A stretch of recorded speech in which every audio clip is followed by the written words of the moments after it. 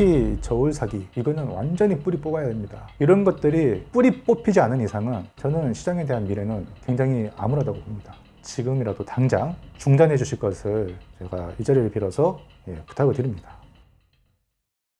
와, 드디어 오늘 개봉하는구만. 안녕하세요, 입질의 추억입니다. 보시다시피 제 앞에는 골드 버튼이 여기 왔는데 열어보겠습니다. 와, 떨리는데. 이렇게 열렸어요. 이렇게 돼 있고, 이야, 여기 지금 영어로 장터 써 있는데 뭐 축하한다는 메시지겠죠. 짜자자자잔. 이야, 그 빛깔이 영롱하네. 이게 도금이지 실제로 금이 있다고 하진 않네요. 입질의 추억 TV, 지민 TV 100만. 우리 저기 실버 버튼 좀 한번 가져와 주실래요? 10만 대 받는 건데, 와. 아무쪼록 저를 성원해 주시고 또 응원해 주시는 모든 분들께 다시 한번 이 자리를 빌어서 감사드린다는 말씀을 전하고 싶습니다. 다음은 다이아인가요? 공교롭게도 이 골드 버튼이 왔던 그날 또 하나가 도착을 했습니다. 같은 날이 왔어, 전부 다. 이거입니다, 이거. 하나, 둘, 셋. 여기 이제 칼 가방인데 칼을 꼽을 수 있게 이렇게 해놨네. 칼은 여기 있습니다. 하나는 딱 보니까 이건 대발칼 같고, 요거는 이제 길다란 야나기 모조 같은데. 와우. 오, 되게 묵직한데? 와, 되게 견고하다. 야, 이것도 되게 뭔가 묵직해. 오! 야, 끝에가 살짝 모양이 다르네, 제가 알고 있는 거랑.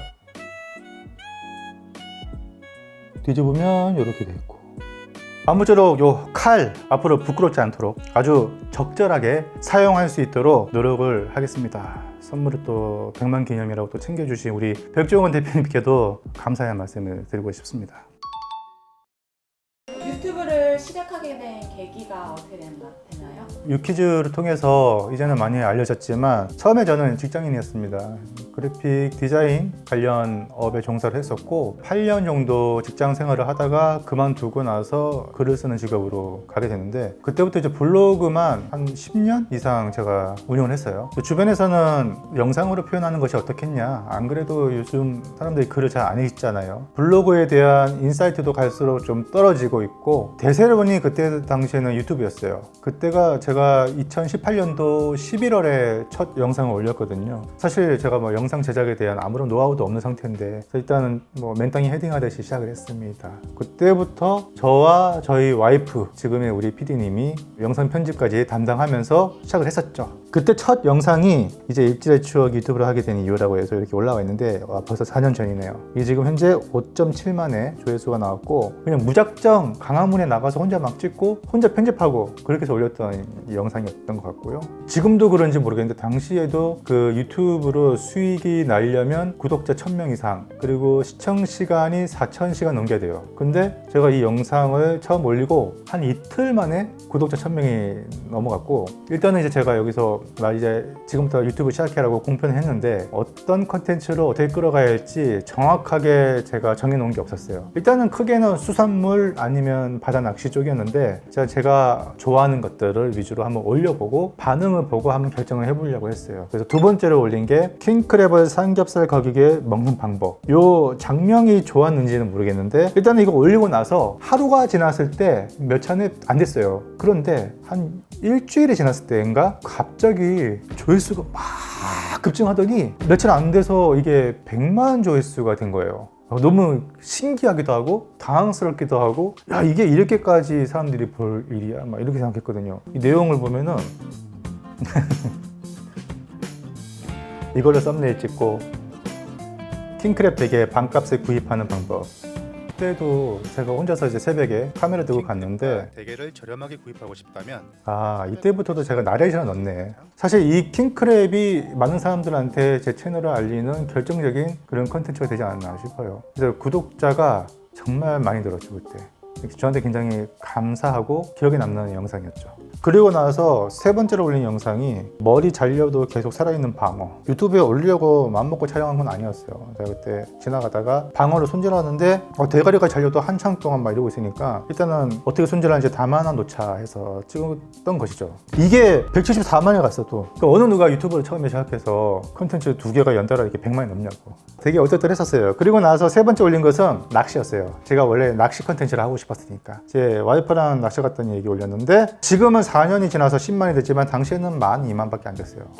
생각보다 조금 반응이. 그 다음에 다시 겨울이니까 이제 대방어를 직접 새벽 시장에 가서 제가 샀죠. 여러분이 시장에 사면은 킬로그램당 뭐 3만 원 이렇게 하잖아요. 근데 여기서 이제 반값에 구매할 수 있었던 거죠. 그리고 나서 이제 제가 또 요리를 워낙에 좋아하니까 꼬막 비빔밥 레시피를 올렸는데 이게 반응이 아직까지도 지금 4년이 지났는데 1.2만이에요. 그리고 나서 이제 방어에 뜨는 거 후속편을 또 올렸는데 이게 한 26만 정도 갔고. 자, 계속 제가 이런저런 실험 많이 했습니다. 자, 그 다음에 뭐 방어 기생충에 대해서 얘기가 많길래 제가 알고 있는 지식을 조금 알려드렸더니 확실히 사람들은 수산물에 대해서 잘 모르는 정보를 알아가는 거에 대해서 관심이 많더라고요. 어쨌든 이게 먹거리다 보니까 제일 관심이 많잖아요. 그리고 제일 레귤러한 대상으로 제가 유튜브를 할 수 있는 소재이기도 하고, 그래서 이 대중성이 있는 이 수산물을 어떻게 하면 조금 더 쉽게 접근할 수 있을까에 대한 고민을 많이 하게 됐어요. 그리고 사람들도 이런 수산물에 대한 먹거리 정보를 많이 원하는 것 같더라고요. 좀 신기한 것도 원하시는 것 같고, 어떻게 하면은 맛있는 수산물을 저렴하게 먹을 수 있는지, 어떻게 구매할 수 있는지 고르는 방법이라든지, 어떻게 요리해 먹는 방법이라든지, 이런 좀 포괄적인 그런 정보들을 많이 원하시는 것 같아요. 그리고 그런 것들이 대부분 지금까지 잘 됐습니다.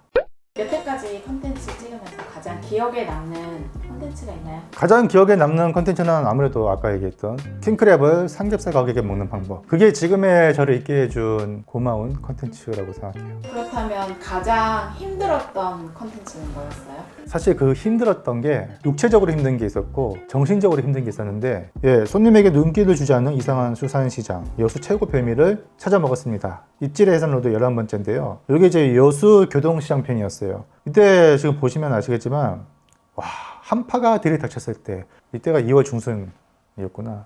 우리 딸내미 지금 막 엄청 춥고 떨리고 있고 지금. 근데 이른 아침부터 우리 가족이 다 나와서 발발발발 떨면서 보통 1시간 정도 촬영하는데 이날 너무 추워서 안 되겠더라고요. 애도 있는데. 그때 저보다도 더 많이 고생한 게 우리 PD님. 왜냐면은 카메라를 들고 찍어야 되는데 장갑을 안 가져온 거예요. 살 애리는 그 강추위에서 맨손으로 손이 막 꽁꽁꽁꽁 얼더라고 막. 그래.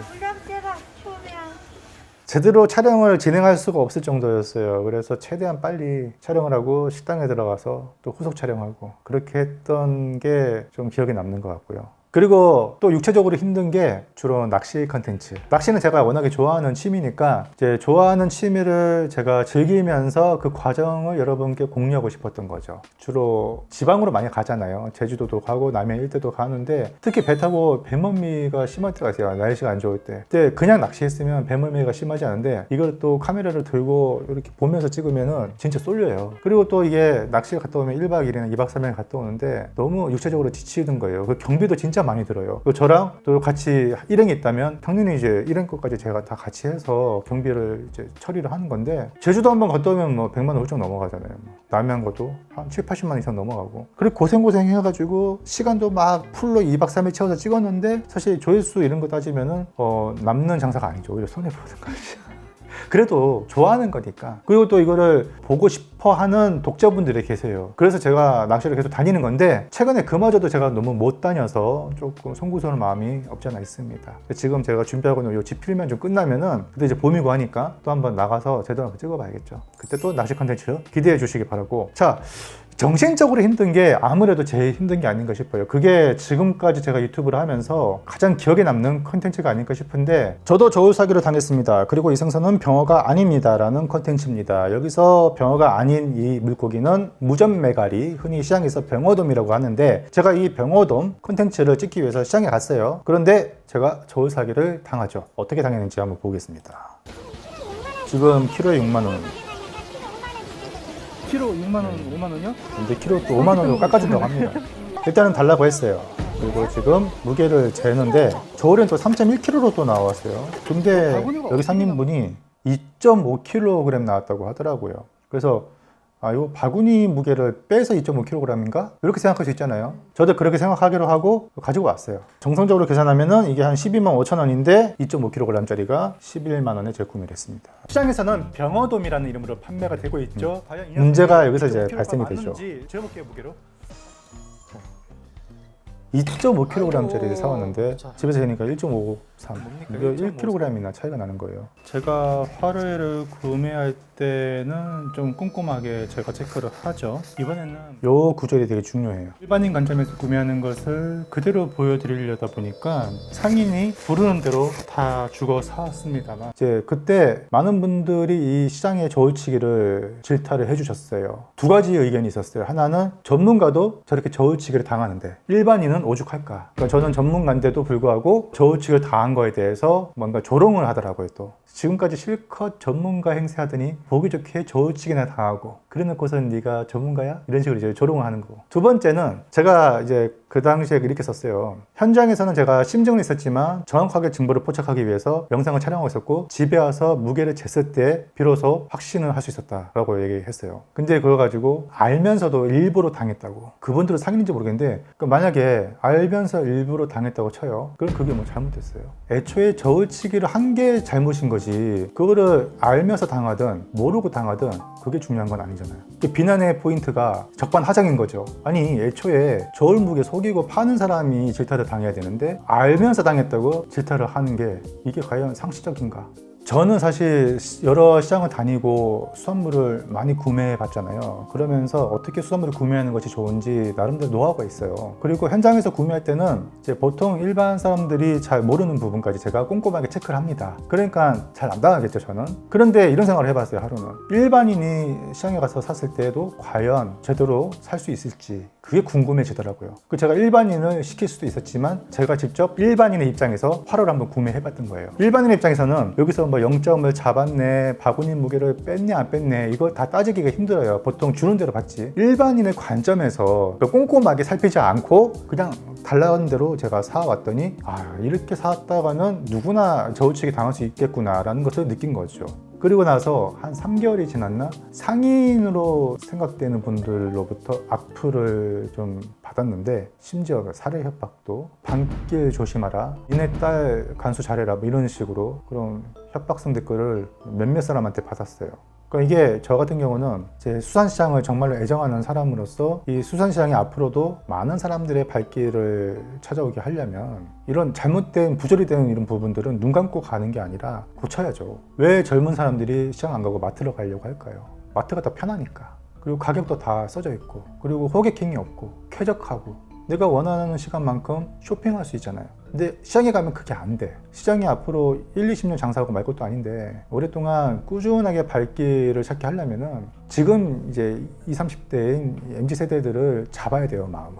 나중에 20, 30년 뒤에는 MZ세대들이 지금 이제 시장을 찾을 거란 말이에요. 그러려면은 자, 기존에 관행적으로 해왔던 것들, 특히 저울 사기, 이거는 완전히 뿌리 뽑아야 됩니다. 지금 당장은 몇 번 그렇게 해서 뭐 돈을 벌 수 있을지 몰라도 결국에는 이게 수산시장 전체에 대한 이미지, 신뢰도를 깎아먹는 주범이 될 거예요. 이런 것들이 뿌리 뽑히지 않은 이상은 저는 시장에 대한 미래는 굉장히 암울하다고 봅니다. 시장의 신뢰도 회복이 저는 가장 급선무라고 봅니다. 물론 지금도 양심적으로 장사하시는 분들이 굉장히 많은데 유독 각각류, 대게 킹크랩 이 부분에서 물치기 하시는 분들이 좀 있더라고요. 킹크랩 담을 때 해수 조금만 더 한 400~500g만 넣는 거 일도 아니거든요. 그러면은 요새 킹크랩이 8만 원인데 킬로그램당 8만 원을 했을 때 물 500g만 담겨도 4만 원이 더 추가되는 거예요. 정말로 쉽게 벌 수 있어, 돈을. 여기 한번 빠지면 이게 중독이 돼서 헤어나올 수가 없어요. 지금이라도 당장 중단해 주실 것을 제가 이 자리를 빌어서 부탁을 드립니다.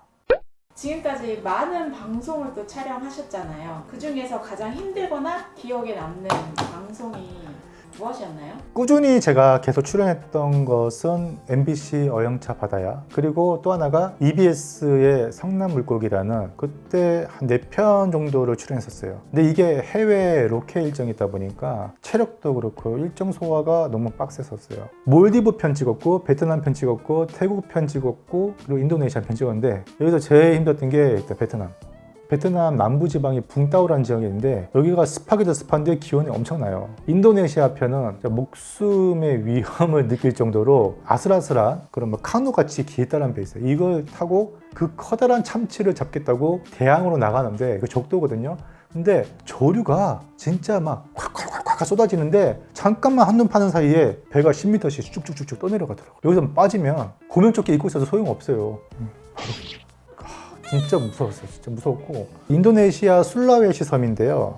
거기에 또 부속섬인 부턴에서 참치잡이를 하러 갔던 내용입니다. 인도네시아에 찌아찌아라는 부족이 있는데 한글을 사용하는 특이한 민족이에요. 오지에 한글 간판이 있으니까 너무 신기한 거죠. 근데 여기에 제가 등장하죠. 우리 영화배우 장동직 형님이랑 이때 저 맞냐고 물어보는데 저 맞습니다. 이때가 한 7, 8년 됐어요. 궁금하신 분들은 유튜브에 검색하면 나오니까 이거 한번 보십시오. 이제 태국 편 찍은 게 저 기억이 났어요. 당시에 제가 농구스타죠. 우지원 씨랑 같이 촬영을 했는데 세계에서 두 번째로 큰 가물치류입니다. 자이언트 스네이크 헤드피시라고 이거를 호수에서 낚시를 하는데 매번 이제 성난물고기 포획에 실패하다 보니까 댓글에는 그에 질타하는 그런 반응들도 있더라고요. 명색의 낚시꾼 출신인데 계속 못 잡으니까. 그래서 진짜 이때는 정말 제 목숨을 걸고 낚시를 했던 것 같아요. 진짜 이거 못 잡으면 나 오늘 죽는다. 이런 심정으로 낚시를 했었어요. 이날 주어진 시간이 이제 반나절이었고